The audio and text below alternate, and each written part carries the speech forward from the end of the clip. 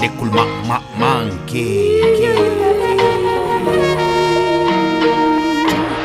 Viajando voy por la ciudad ancestral, que está al más allá, que está al más allá. De esta burbuja que te estruja, embruja diario. Trato de escapar de este sistema innecesario, pero a pesar de todo sigo siendo un visionario. Pensando en un mejor vivir me convierto en un sabio, reflexionando y meditando como un Shaolin, viajando por el universo como un Saiyajin, eliminando la maldad que cae sobre mí. Cuidado con lo que piensas porque se devuelve a ti, desapegándome de todo lo malo o sanegüen. Conectado en mi vida diario estoy en modo zen, limpiándome desde adentro hacia afuera, enterrando el pasado, enfocado en esta nueva era.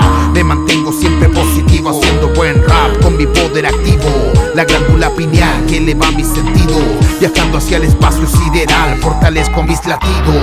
Viajando voy por la ciudad ancestral, que está al más allá, que está al más allá de tus ojos. Solo que piensas ver, no lo verás jamás si no logras despertar. Temprano en la mañana al alba, con mi Yeji Pune fe y entunes bloquea mi ser, entrega la calma para mantenerme equilibrado y limpiar mi aura, para conocer más a mi espíritu, elevando mi alma al más allá, lejos de las sirenas y de alarmas de esta ciudad tóxica que te altera el karma. Soy como el magma que arrasa y quema todo a su paso, liberando energía en cada ocaso, en cada paso que doy. Camino con mi ancestro, buscando la respuesta a la intuición que llevo dentro.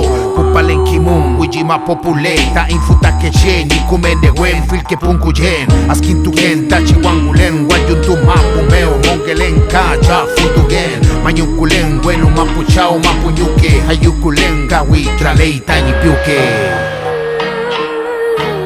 Hayukulen, gawi, tralei, tañi piuke, Lekul Monkey, ciudad ancestral.